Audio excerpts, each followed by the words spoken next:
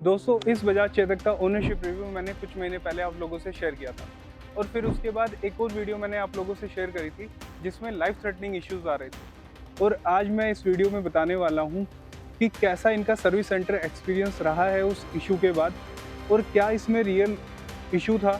और ये सारी चीज़ें आपको भी पता होनी चाहिए अगर आप बजाज चेतक लेने का सोच रहे हैं। तो बजाज चेतक का नाम सुनते ही हमारे मन में वो पुरानी यादें ताज़ा हो जाती हैं जब हम अपने बचपन में अपने ग्रैंडफादर के साथ या फादर के साथ हम इस स्कूटर पे घुमा करते थे। और उस बजाज चेतक में अगर मान लो हम उसे स्टार्ट करना चाहते थे और स्टार्ट नहीं होता था एक दो किक में, तो हम उसको टेढ़ा किया करते थे और स्टार्ट कर दिया करते थे। आज इस स्कूटर को ईवी के नाम पे बेचा जा रहा है और काफ़ी अच्छे प्राइस पे बेचा जा रहा है, बट इसमें वो किक नहीं है कि ये खराब होने के बाद स्टार्ट हो जाए। इसके लिए आपको सर्विस सेंटर पे जाना ही पड़ेगा और आप इसको लोकल मैकेनिक को नहीं दिखा सकते।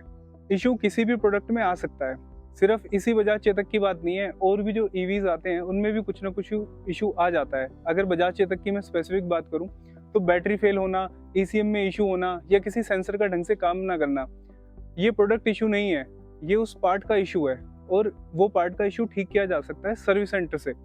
बट अगर सर्विस सेंटर आपको सही रेजोल्यूशन ना दे, आपको आपकी स्कूटी को वो सही से डायग्नोस ना कर पाए, आपके बार बार वहाँ पे चक्कर कटे, तो फिर वो एक इशू बनता है। और मुझे ये समझ में नहीं आ रहा है कि ये बजाज का प्रोडक्ट मैंने इसलिए लिया था कि चलो इसमें फीचर्स नहीं है, चलो इसमें वो बड़ी रेंज नहीं है, लेकिन मुझे जो कमिट किया जा रहा है, जो मुझे रिलायबिलिटी इसके साथ मिलेगी, वो मैं किसी और स्कूटी के साथ नहीं मिलेगी। लेकिन दोस्तों, रिलायबिलिटी इशू इसके साथ भी है, सर्विस सेंटर में रेजोल्यूशन इस पर भी नहीं मिल पा रहा है। और मुझे समझ में नहीं आ रहा है कि बजाज जैसा नाम जिसका ये प्रोडक्ट है, वहाँ की टीम एक्चुअली वहाँ की जो मैनेजमेंट है वो कर क्या रहा है। That why is it that in India, on vehicles like this, which you and your friend are calling as the vehicle of the armed people outside the metro, why do we have to pay a GST of 28%? You look at all the ASEAN countries. तो director साहब आजकल politician बनने की कोशिश कर रहे हैं, statement दे रहे हैं, हेडलाइन बनना चाहते हैं न्यूज़ मीडिया में, बट जो कस्टमर परेशान हो रहा है सर्विस सेंटर पे, उसकी कहीं सुनवाई नहीं है। इवन जो इनके आरएम है वो भी ढंग से बात नहीं करते। सर्विस सेंटर वाले भी जो है ये बोलते हैं कि सर हमारे पास स्कूटियाँ बहुत लगी हैं, तो आप अभी छोड़ दो, 2-4 दिन हफ्ता आपको परेशान होना है होनो बसों में, या फिर अपना पैसा आप जो बचाना चाहते थे अपना 2 व्हीलर खरीद के, वो मत बचाओ, कैब यूज़ कर लो, पब्लिक ट्रांसपोर्ट यूज़ कर लो। तो जो डायरेक्टर साहब हैं वो तो पॉलिटिशियन बनना चाहते हैं और जो सर्विस सेंटर पे लोग काम कर रहे हैं उनको काम नहीं करना है, या फिर ये कह लो कि काम करना आता नहीं है, क्योंकि इसका भी मैं आपको एग्जांपल अभी देने वाला हूँ वीडियो में। दूसरी बात करते हैं हम कि अगर आप बजाज चेतक लेने वाले हो तो एक चीज़ मैं आपको और बता दूं जो आपको पता होनी चाहिए। जब ये बजाज चेतक लॉन्च हुआ था तो इस प्रोडक्ट के अंदर ज़्यादातर जो मेन पार्ट्स थे वो बोश प्रोवाइड कर रहा था, जैसे कि इसकी बैटरी, जैसे कि इसकी मोटर, जैसे कि इसका ईसीएम। और 2022 आते आते चेतक ने मेड इन इंडिया के नाम पे इसके ज़्यादातर पार्ट्स जो हैं वो लोकलाइजेशन कर दिया।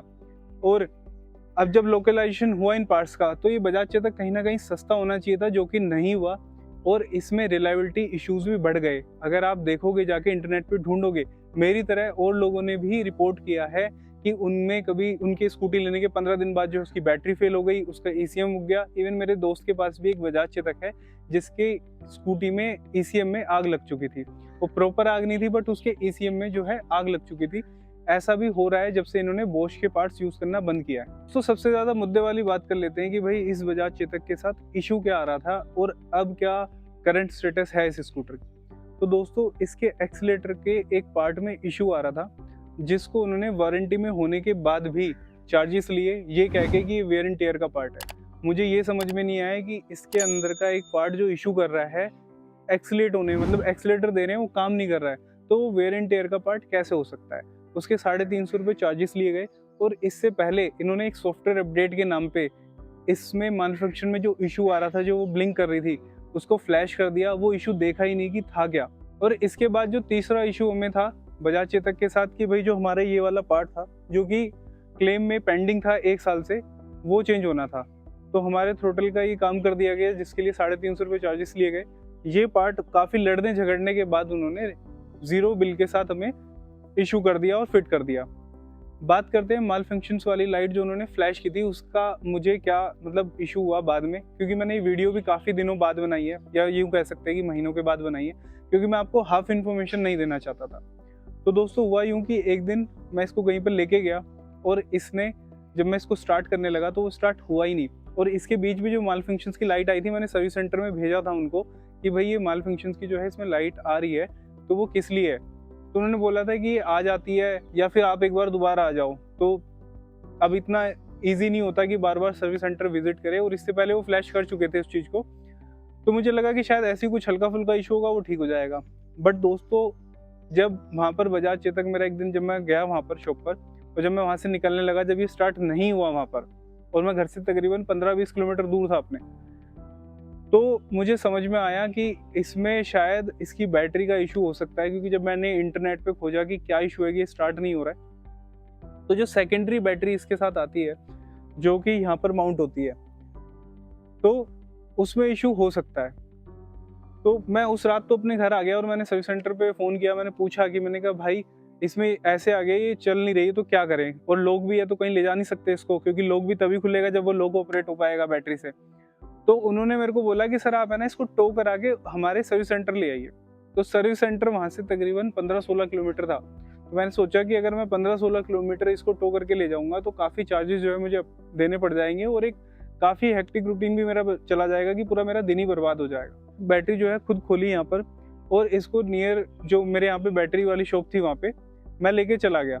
तो उन्होंने वो उसके बैटरी का चेक किया वोल्ट, तो वो काफ़ी जो है ना उसमें करंट काफ़ी कम आ रहा था। तो उसी वजह से जो है मल फंक्शन लाइट आ रही थी, और उन्होंने बिना कोड वो चेक किए, क्योंकि जब आप मल फंक्शन कोई लाइट आती है तो आप मशीन लगा के चेक करते हो कि भाई वो किस चीज़ के लिए एरर आ रहा है।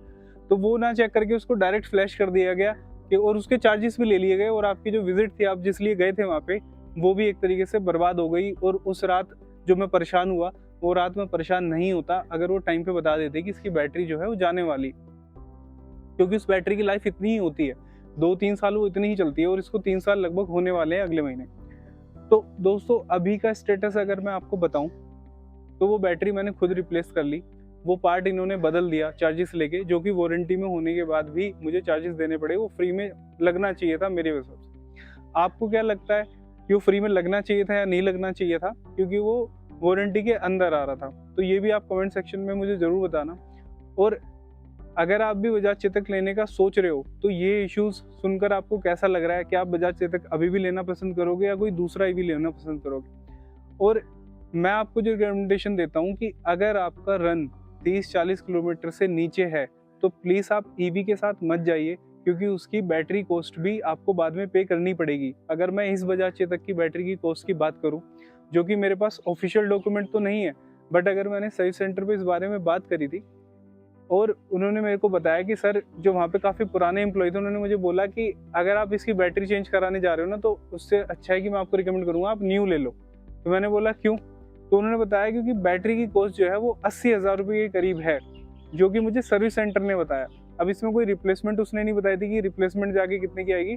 और अगर आप इंटरनेट पे भी सर्च करते हो तो 60,000 की बैटरी इसकी बता रहे हैं। तो अगर आपकी बैटरी 3 साल के बाद कभी भी चली जाती है तो आप ये सोचिए कि आपको 50-60 हज़ार तो लगाने ही पड़ेंगे, क्योंकि 60 हज़ार तो इंटरनेट ही बता रहा है अगर आप आफ्टर मार्केट जाते हैं। और अगर आप बजाज से ही लेते हैं, जो बजाज का सर्विस सेंटर वो कह रहा है कि 80,000 रुपये की तकरीबन जो है बैटरी वो बेचने वाले हैं इसकी। तो इन्होंने प्राइसिंग तो स्कूटी की कम कर दी इनके लोअर वेरिएंट्स के, लेकिन अगर आप बैटरी की बात करते हैं, अगर 80,000 रुपये की बैटरी आप डालोगे तो इससे अच्छा तो आप 2-3 साल में उसका पेट्रोल डाल लो। तो दोस्तों, आज की वीडियो में बस इतना ही। कैसी लगी आपको ये वीडियो और कैसा लगा आपको सर्विस सेंटर का रिस्पॉन्स, मुझे कमेंट सेक्शन में जरूर बताना। और अगर आपका भी कोई दोस्त बजाज चेतक लेने वाला है तो ये वीडियो उसके साथ जरूर शेयर कर देना, क्योंकि उसको भी पता होना चाहिए कि वो किस प्रोडक्ट पे पैसा लगा रहा है। ऐसे ही और इन्फॉर्मेशन के लिए सब्सक्राइब करें वैल्यू ड्राइव को। जल्दी मिलते हैं नेक्स्ट वीडियो में, जब तक के लिए राम राम।